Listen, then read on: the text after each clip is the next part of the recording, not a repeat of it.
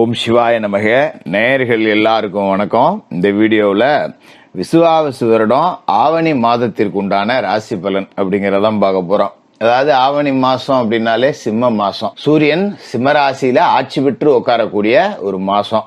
அதனாலதான் சிம்ம மாசம் அப்படின்னு சொல்றோம். இந்த மாசத்துல விநாயக பெருமான் அவதரித்த ஒரு மாசம். அதனால ரொம்ப முக்கியமானது. ஏன்னா அவரு தானே முழு முதற் கடவுள். அவரு பிறந்த மாதம். இந்த 2025 விசுவாவசு வருடம் ஆவணி மாசத்துல 11ஆம் தேதி விநாயகர் சதுர்த்தி வருது. அன்றைய தினம் விநாயக பெருமானை வணங்குங்க. பொதுவாகவே ஆவணி மாசத்துல நம்ம விநாயக பெருமான் வழிபாடு, சிவன் வழிபாடு, இதெல்லாம் பெரிய நன்மைகளை கொடுக்கக்கூடிய ஒரு அமைப்பு அப்படிங்கிறது. இப்படி பெருமைக்குண்டான ஒரு மாசம். அது மாதிரி ஆடி கழிவடை முடிஞ்சு நிறைய திருமணங்கள்லாம் நடத்த உகந்த மாசமா இருக்கும். இந்த மாசத்தோட கிரக நிலைகள் அப்படின்னு பாத்தீங்கன்னா, கிரகங்களோட ராஜா சூரியன் ஆட்சி பெற்று சிம்ம ராசியில உட்கார்ந்துருக்க போறார். செவ்வாய் கன்னி ராசியில இருக்கார். மாச கடைசி 29ஆம் தேதி துலா ராசிக்கு போக போறார். புதன் கடகராசியில இருக்காரு. 9ஆம் தேதி சிம்ம ராசிக்கு போய் 26 தேதி வரைக்கும் அங்க இருந்துகிட்டு புத ஆதித்ய யோகம் அப்படிங்கிற அற்புதமான யோகத்தை கொடுக்கிறாரு. 26ஆம் தேதி கன்னி ராசிக்கு அவர் போயிடுறார். சுக்கிர பகவான் மிதுன ராசியில குருவோட சேர்ந்து இருக்கார். 5ஆம் தேதி கடகராசிக்கும் பின்னர் 30ஆம் தேதி சிம்ம ராசிக்கும் போறாரு.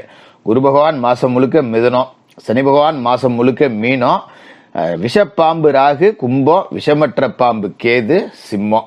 இதுதான் இந்த மாசத்துக்கு உண்டான கிரக நிலைகள் அப்படிங்கிறது. இது உங்களோட ராசிக்கு என்ன பலன்கள் கொடுக்க போகுது அப்படின்னு பாக்குறதுக்கு முன்னாடி, சூரியன் கேது இந்த மாசம் முழுக்க இணையறாங்க அப்படிங்கிறது ஒரு விதமான கண்டம் அப்படின்னே வச்சுக்கலாம். இந்த கண்டம் உங்களை எந்த விதத்துல பாதிக்குமா? சில கண்டங்கள் அப்படிங்கிறது உங்களுக்கு நன்மைகளையும் செய்யும். பலத்தை அள்ளி கொடுத்துட்டு போயிடும் அப்படியே நன்மைகள் அப்படிங்கிறத. இந்த கண்டம் உங்களை பொறுத்த வரைக்கும் நன்மை செய்தா கெடுதல் செய்தா இந்த ஆவணி மாசம் உங்களுக்கு எப்படி இருக்க போகுது அப்படிங்கிறத பார்த்துருவோம். மகர ராசி நேயர்களே, உங்களுக்கு இந்த ஆவணி மாசம் எப்படி இருக்கு அப்படின்னு பாத்தீங்கன்னா, மாச தொடக்கத்துல ராசிநாதன் சனி பகவான் 3வது வீட்டுல இப்ப பலமிழந்து போயிருக்கார். அற்புதமான இடம் தான், தைரிய வீரிய ஸ்தானம். அப்படிப்பட்ட இடத்துல அவர் கொஞ்சம் பலமிழந்து இருக்கார். அதே நேரத்துல 2ஆம் இடத்துல ராகு இருக்கார். ராசிநாதன் பலம் இழந்து போனதால நமக்கு உடல் ஆரோக்கிய கவலைகள் அப்படிங்கிறது கொஞ்சம் அதிகமா இருக்கும். என்னடா இது அங்க பிடிக்குது இங்க பிடிக்குது, குனிஞ்சா நிமிரம் உள்ள, மூச்சு வாங்குது, ஒரு வெயிட் தூக்க முடியல, ஓட முடியல, ஒடியார முடியல, இந்த மாதிரி தேக ஆரோக்கியத்தை பத்தின கவலை அப்படிங்கிறது உங்களுக்கு கொஞ்சம் அதிகமா இருக்கும். இருந்தாலும் பணத்துக்கு 10 ரூபா பஞ்சம் இல்லை. ஏதோ ஆஸ்பத்திரிக்கு போகணும், ஓடணும், ஒடியாரணும்னாலும் 1000 2000 எப்பவுமே கையில் இருக்கடா பாத்துக்கலாம் அப்படிங்கிற ஒரு நம்பிக்கை அப்படிங்கிறது இருக்கு. இது மாதிரி சுப செலவுகள் அப்படிங்கிறது இந்த மாசத்துல கொஞ்சம் நிறையா தான் வரும். மற்றபடி தொழில் ரீதியா நல்ல முன்னேற்றம் அப்படிங்கிறது இருக்கு. இருந்தாலும் இந்த வக்கர காலகட்டம், சனி பகவானோட வக்கர காலகட்டம் இருக்குல்ல, இதுல நீங்க வீண் விரைய செலவுகள் அப்படிங்கிறத பண்ணிடுறது நல்லது. வீட்டுக்கு ஏதாவது ஜாமான் போகணும் வரணும் அப்படின்னா இந்த காலகட்டத்துல வாங்கி போட்டுறது அப்படிங்கிறது தான் நல்லது. இந்த மாசத்துல முக்கியமான மாற்றம் என்ன அப்படின்னு பாத்தீங்கன்னா, அஷ்டமஸ்தானம் அப்படிங்கிறது வலுவடையுது. அதாவது கிரகங்களோட ராஜா சூரியன் உங்களோட ராசிக்கு அஷ்டமாதிபதி, அஷ்டமத்திலேயே ஆட்சி பெற்று உட்கார்ந்துருக்கார். அவரோட கேது இருக்கார். விஷமற்ற பாம்பு எதுவே அஷ்டம கேது, இப்ப அஷ்டம சூரியன். இந்த 2 பேரும் சேர்றாங்க அப்படின்னா நமக்கு உடல் ஆரோக்கியத்தை பத்தின கவலை, உயிர் பயம் இதெல்லாம் இருக்கும். நமக்கு ஏதாவது பிரச்சனை வந்துருமோ, நம்மளை சுத்தி ஏதோ நடக்குதோ, கெட்ட கெட்ட கனவுகள்லாம் வர்றது, இதெல்லாம் இந்த காலகட்டத்துல தான் நடக்கும். நம்மளை சுத்தி ஒரு எதிர்மறை ஆற்றல் சூழ்ந்த மாதிரியே இருக்கும். எதிரிகள் பலமடைகிறாங்களோ, ராத்திரில படுத்தா கெட்ட கனவா வருது, தூக்கம் வரலையே, இந்த மாதிரிலாம் இருக்கும். ஆனா மகர ராசிக்காரர்களெல்லாம் அப்படி எதிரிகள் சாதாரணமா தொற்றலாம் முடியாது. அதை பத்தியெல்லாம் நீங்க கவலைப்படாதீங்க. ராசிக்கு அதிபதியே சனி. உங்களை ஒருத்தன் தொடணும்னு நினைச்சாலே அவனை சனி பார்த்துக்குவாரு. எங்கடா போற, இங்க வாப்பா அப்படின்னு கூப்பிட்டு அவர் 4 தட்டு தட்டி ஓட விட்டுருவாரு. அதனால எதிராளிகள் 1000 பேர் இருக்கலாம். ஆனா 1000 பேரும் உங்களை கிட்ட வர்றதுக்கு பயப்படுவான். நீங்க சாதாரண ஒரு ஆளா இருந்தாலும் சரி, உங்களை பார்த்து என்ன பார்த்து ஏன்டா பயப்படுறானோ, நான் அவ்வளவு பெரிய ஆளே கிடையாது, ஏன் என்ன பார்த்து பயப்படுறாங்க அப்படிங்கிற மாதிரி நீங்களே நினைப்பீங்க.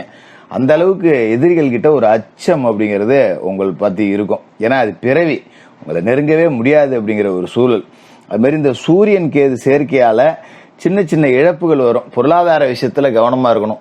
10 ரூபா குடுக்கல் வாங்கல் அப்படிங்கறதெல்லாம் ரொம்ப கவனமா இருக்கணும். யார்ட்டையும் கொடுக்காதீங்க, யாருக்கிட்டையும் வாங்காதீங்க, கவனமா இருங்க. அது மாதிரி ஆன்மீகத்துல நாட்டம், நிறைய கோயில் குளம் அப்படின்னு போறது வர்றது இதெல்லாம் இந்த காலகட்டத்தில் நடக்கும். குடும்ப பிரச்சனைகள்ல கொஞ்சம் கருத்து வேறுபாடு அப்படிங்கிறது இருக்கும். மன அழுத்தம் அப்படிங்கிறத கொடுப்பாரு. கொஞ்சம் ஆழ்ந்த உள்ளுணர்வு அப்படிங்கிறது இருக்கும். ஏதாவது பின்னாடி நடக்க போறத முன்னாடியே யோசிக்கிற ஒரு ஆற்றல், கிரகிக்கக்கூடிய ஆற்றல் அப்படிங்கிறது இருக்கும். இதையெல்லாம் தாண்டி இந்த சூரியன் கேது சேர்க்கையால நன்மைகள் என்ன அப்படின்னு பாத்தீங்கன்னா, தைரியம். வாடா பார்த்துக்கலாம் அப்படிங்கிற மாதிரி இருக்கும். இந்த ஆயுஸ்தானத்தில் இந்த கிரகங்களோட சேர்க்கை இருக்கு அப்படிங்கிறதால ரொம்ப ஆபத்தான வேலைகளை கூட சாதாரணமா செய்வீங்க. அந்த அளவுக்கு மன தைரியம் அப்படிங்கிறதும் இருக்கும். அது மாதிரி குணப்படுத்தக்கூடிய சக்தி இந்த காலகட்டத்தில் மகர ராசி மருத்துவர்கள், இந்த கை வைத்தியம் பார்க்குறவங்க, சுருக்கு வலிக்கிறவங்க, நாட்டு வைத்தியம் பார்க்குறவங்க, எலும்பு முறிவுக்கு வைத்தியம் பார்க்குறவங்க, கட்டு கட்டுறவங்க, விஷக்கடிக்கு வைத்தியம் பார்க்குறவங்க, இவங்க தொட்டது எல்லாமே பொண்ணாகும். போன உசுரை கூட மீட்டு எடுக்கக்கூடிய ஆற்றல் இந்த காலகட்டத்தில் மகர ராசி வைத்தியர்களுக்கு இருக்கும். அப்படிங்கிறதால இதை தாராளமாக செய்யலாம். மருத்துவர்கள் வாழ்க்கையில் ஒரு நல்ல பெயர் எடுக்கக்கூடிய ஒரு உன்னதமான காலகட்டமாக இருக்கும். அதுமாரி ஆவணி தொடங்கி 5ஆம் தேதி கடகராசிக்கு சுக்கிரன் போறார். 5க்கும் 10க்கும் அதிபதியான சுக்கிரன் 7வது வீட்டுக்கு போறாருங்கிறப்ப புனித பயணங்கள் இருக்கும், புகழ் கூடும். அது மாதிரி நல்ல சந்தர்ப்பங்கள் அப்படிங்கிறது வரும், நழுவ விட்டுறாதீங்க. தொழில் ரீதியா பெரிய பெரிய வளர்ச்சி, பெரிய பெரிய ஆற்றல் மிக்க ஒரு நபர்களை சந்திக்கக்கூடிய வாய்ப்பு இதெல்லாம் கிடைக்கும், விட்டுறாதீங்க. அது மாதிரி ஆவணி 9ஆம் தேதி சிம்ம ராசிக்கு புதனும் போயிடுறார். 8ஆம் இடத்துல போய் புதன் மறைகிறார். 6க்கு அதிபதி 8ல் போறது அப்படிங்கிறது கெட்டவன் கெட்டிடில் கிட்டிடும் ராஜயோகம் அப்படிங்கிறது. அதான் மறைந்த புதனால் நிறைந்த தனலாபம் அப்படின்னு சொல்லுவோம்ல. மாமா மச்சான் வழியில வந்த மனக்கசப்புகள் மாறும், கரைந்த சேமிப்புகளை சரி கட்டுவீங்க. சிலருக்கு ஊர் மாற்றம், வெளிநாடு போகக்கூடிய யோகம் இதெல்லாம் ஏற்படும். மாதிரி உடன் பிறப்புகளும் சேர்ந்து இப்ப சேருவாங்க. கடந்த காலகட்டத்தில் பஞ்சாயத்து, போக்குவரத்து, சொத்து பிரிச்சுக்கிறது, பாகம் பிரிச்சுக்கிறதுல பிரச்சனை வந்தது, அண்ணன் தம்பிகளுக்குள்ள மன வருத்தம், இப்படி இருந்தவங்க எல்லாமே இந்த காலகட்டத்தில் எல்லாம் ஒருத்தருக்கு ஒருத்தர் ஒன்று சேர்ந்துருவீங்க. அது மாதிரி செல்வாக்கு அப்படிங்கிறது அதிகரிக்கும், மக்கள் செல்வாக்கு அப்படிங்கிறது உயரும். உங்களை சுற்றி ஒரு பெரிய நட்பு வட்டம், ஒரு செல்வாக்கு, உங்கள் பேரை சொன்னால் 10 பேருக்கு தெரியக்கூடிய அமைப்பு, ஆற்றல் எல்லாமே இந்த காலகட்டத்தில் கிடைக்கும். இந்த மாசத்தில் பார்த்தீங்கன்னா பெரும்பகுதி நாட்கள் கன்னிராசியில செவ்வாய் இருக்கார். அதாவது எத்தனை தேதி வரைக்கும் தெரியுமா? 29 தேதி வரைக்கும் இருக்கார். அப்போ அவர் கன்னியில தான் இருக்கார் அப்படின்னு அர்த்தம். பொதுவாகவே கன்னி செவ்வாய் கடலும் ஒத்தும்பாங்க. உங்களை பொறுத்த வரைக்கும் லாபாதிபதி 9ஆம் இடத்துக்கு போறார் அப்படிங்கிறது நல்ல நேரம் தான், கவலைப்பட வேண்டியதில்லை. தொழிலில் இருந்த மந்த நிலை அப்படிங்கிறது நீங்கும். இடம் பூமி வாங்கணும் அப்படிங்கிற எண்ணம் இந்த காலகட்டத்தில் ஈடேறக்கூடிய அமைப்பு அப்படிங்கிறது கிடைக்குது. 26ஆம் தேதி கன்னிராசிக்கு போற புதன் அங்க உச்சமடைகிறார். 6க்கும் 9க்கும் அதிபதியான புதன் பாகிஸ்தானத்துல பலம் அடைகிறது நல்லதுதான். உற்றார் உறவினர்கள் விரிசல் நீங்கி சொந்த பந்தத்துக்கு மத்தியில செல்வாக்கு மிக்க ஒரு நபரா இருக்க போறீங்க. அது மாதிரி ஆவணி 30ஆம் தேதி சிம்மராசிக்கு சுக்கிரன் போறார். 5க்கும் 10க்கும் அதிபதியான அவரு 8க்கு வரும்போது கொஞ்சம் கலைத்துறை சார்ந்தவர்கள் கவனமா இருக்கணும், கால்நடை வளர்க்கிறவர்கள் கவனமா இருக்கணும். இது 30ஆம் தேதி தான் அப்படிங்கறதால ஆவணி கணக்கு இல்ல, புரட்டாசி கணக்கு அப்படின்னு வச்சுக்கலாம்.